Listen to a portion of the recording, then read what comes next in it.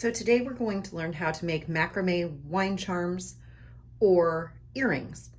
The first step is I have 4 12-inch lengths of 3mm macrame yarn. We need a pair of scissors, a comb, and a 25mm glass charm, wine glass charm or earring ring.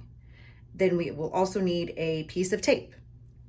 So our first step is to fold the string over like that, making a loop at the end, and then you will loop that in a lark's head knot by placing it over the top of the gold ring and then looping it through and then pulling that through and pulling tight. Make sure you got it tight, and then you're going to repeat with your other 3 strands. Over and through and pull tight. And loop over, through, and pull tight. And then the last one, you can go over and through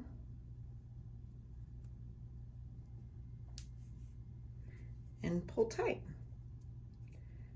So you could be done right here. If you want to just leave it at this, the next step would be to trim the tail of the yarn, however long you want them.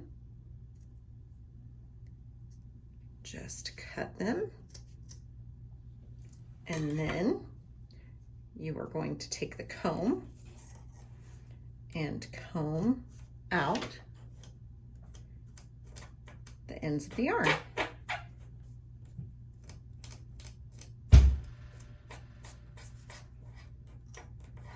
You can flip it over and comb the backs. Sometimes it gets a little twisted.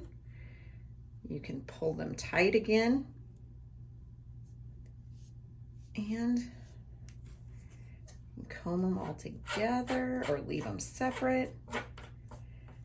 And then you can retrim the ends of the yarn so they're all even in whatever shape you want them. You can make it into a V, you can make it into kind of a half circle. And there we have our first type of finished wine charm. All right, so the next knot we can do, we will start out with the 4 lark's heads, and then we're going to tie a square knot. You're going to start with 4, separate 4 and 4. You're going to take the outside 2 and separate them away from the inside 2.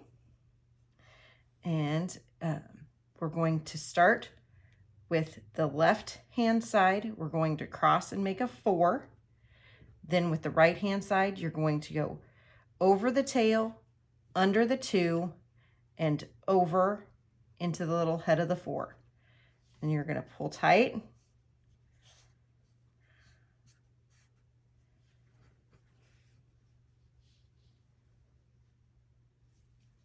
And then you're going to reverse it. You're going to take the right hand side, make the little 4, the backwards 4. Then you're going to go over, under, and through. And pull tight.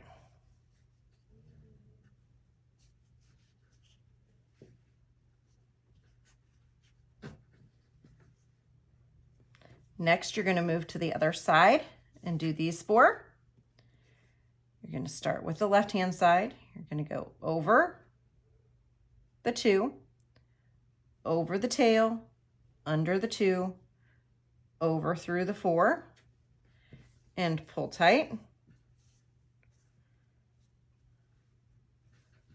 And then we're going to do the reverse. The right-hand side, over, over, under, and through, and pull tight.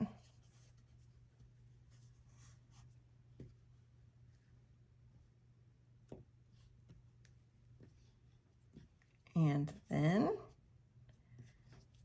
the last one is you are going to take your, spread them out again and do the middle 4. Kind of have to figure out which one's where.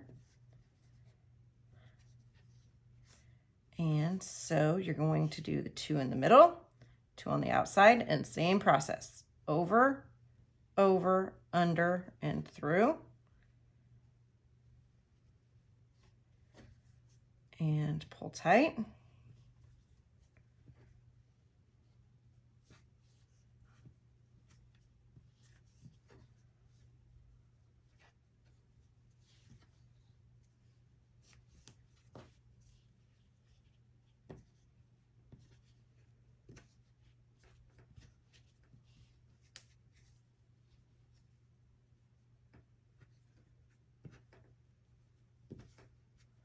And reverse. Over, over, under, and through. And pull tight.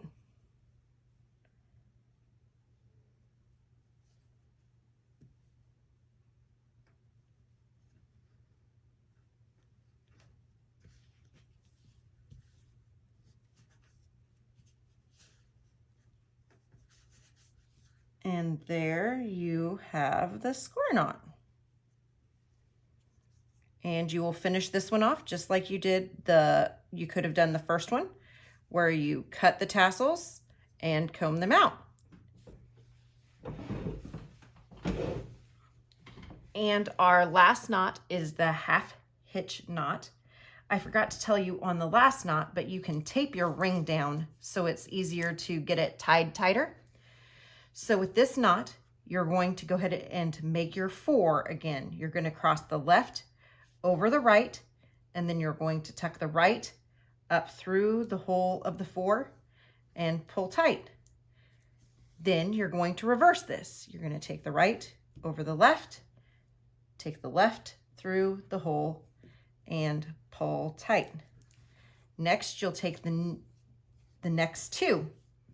So we leave 1 out, take this next one, cross over with the 4, cross through with the right, pull tight, and reverse, right over the left, left through the hole, pull tight, and then you'll do the same thing. Keep going with the rest of the strings.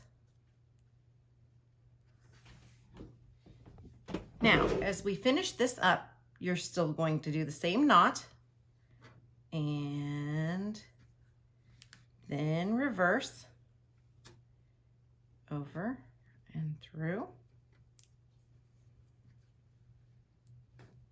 And just like the first one, we will take it up.